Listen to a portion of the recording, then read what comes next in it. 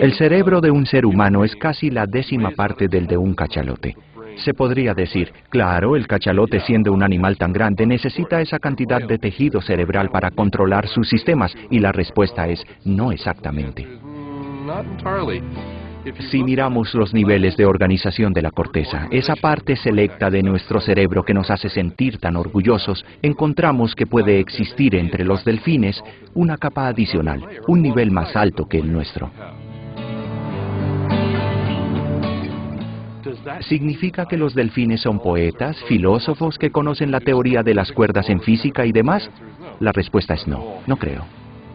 No es probable que tengan la misma percepción del mundo que tenemos, porque de ser así lo habrían destruido. Y tuvieron tiempo para hacerlo, aunque hay quienes lo explicarían diciendo, no tienen un pulgar como el nuestro. Pero con su enorme peso se puede hacer mucho daño. Se pueden hacer cosas imprudentes y de alguna manera las ballenas no las han hecho, solo han existido.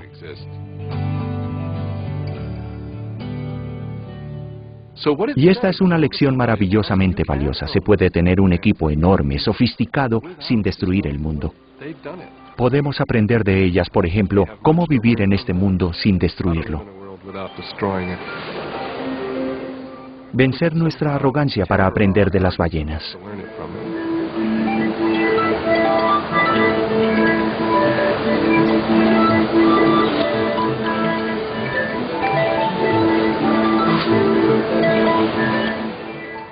Es la singular contribución que las ballenas le hacen al hombre.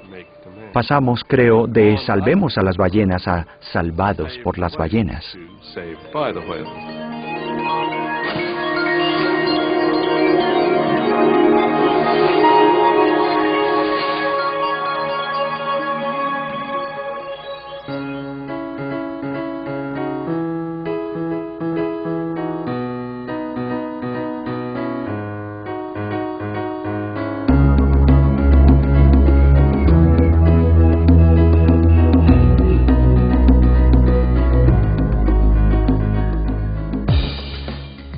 Estaba en el cuarto de máquinas de un buque en las Bermudas y un amigo me dijo, «Oye esto», y puso una grabación.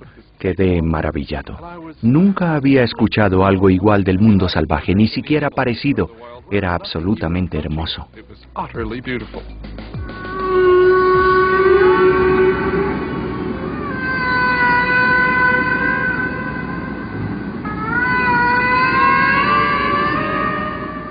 Estaba anonadado. ¿Dices que es una ballena jorobada? Y él contestó sí. Entonces empecé a hacer grabaciones.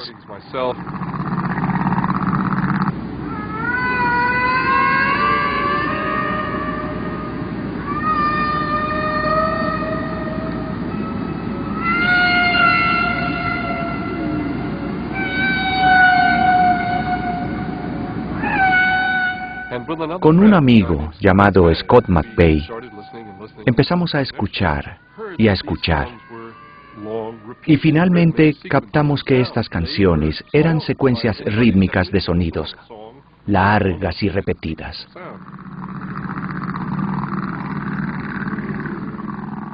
Registramos los sonidos en forma visual en un espectrograma acústico.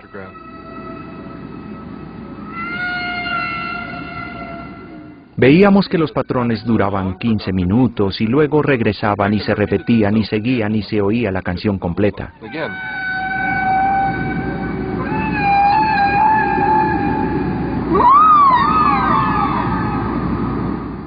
Muchas personas lloran ante los sonidos que hacen estas ballenas, otras quedan totalmente en silencio.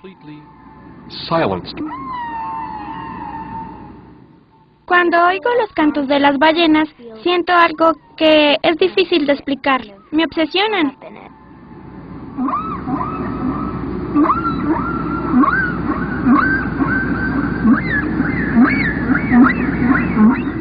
Los sonidos despiertan nuestros sentimientos de pérdida, de tragedia.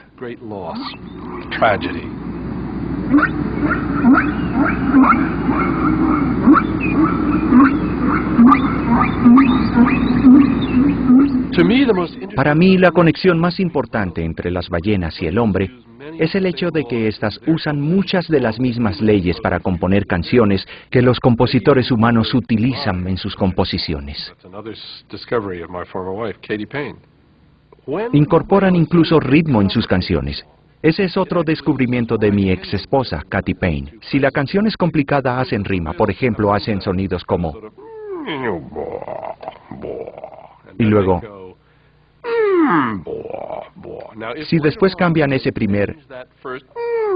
por... que es común, lo dividen en notas y mantienen la rima final. Siempre que ocurre ese cambio se mantiene la rima final.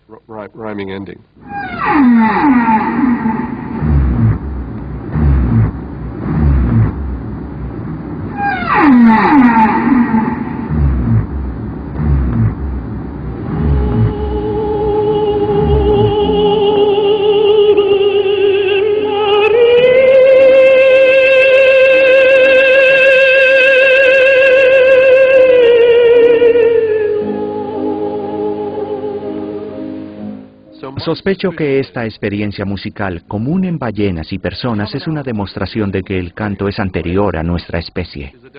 Es algo que heredamos de antepasados tan distantes que no lo entendemos. Creo que por eso es tan difícil explicarle a alguien por qué cantamos.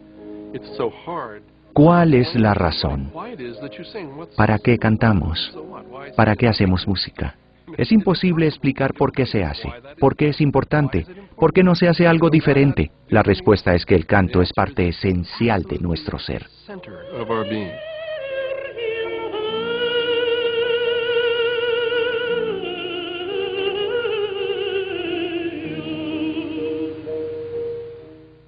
Que las ballenas y el ser humano estuvieran separados durante un periodo tan largo significa que hubo una trayectoria paralela. Allí, el cerebro vertebrado eligió las cosas que funcionan, y adivinen, la trayectoria es la misma, a ambos nos entretienen las mismas cosas. Eso nos explica por qué las ballenas son tan atractivas para el hombre. Cantan en un lenguaje emotivo que no entendemos totalmente, pero con el cual hay mucha empatía.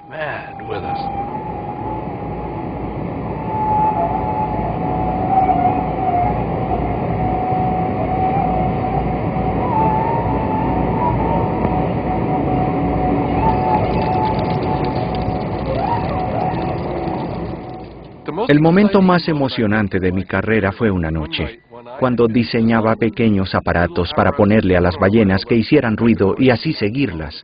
Esos ruidos tenían que oírse a una distancia de más de 1,5 kilómetros. Me habían enseñado cómo calcular a qué distancia puede oírse un sonido bajo el agua y pensé, ¿a qué distancia se oirá una ballena?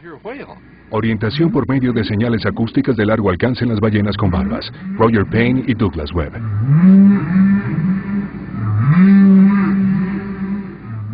Hice el cálculo de la distancia a la cual se pueden oír esos sonidos y me di cuenta que se pueden escuchar a miles de kilómetros. Finalmente escribí los resultados y con un amigo los publicamos. Y esto casi arruina mi carrera.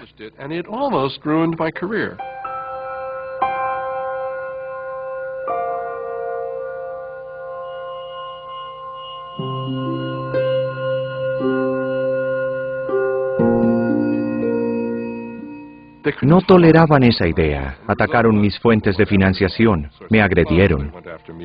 Fue repugnante.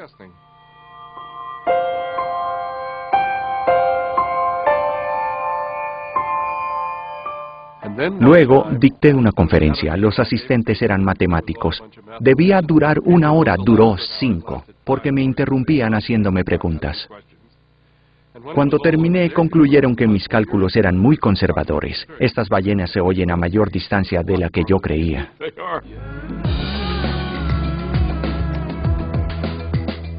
Fue el momento más emocionante. Primero la deducción y luego, después de la fuerte crítica de quienes no sabían nada del tema, la aceptación de que estos sonidos sí se transmiten a esa distancia.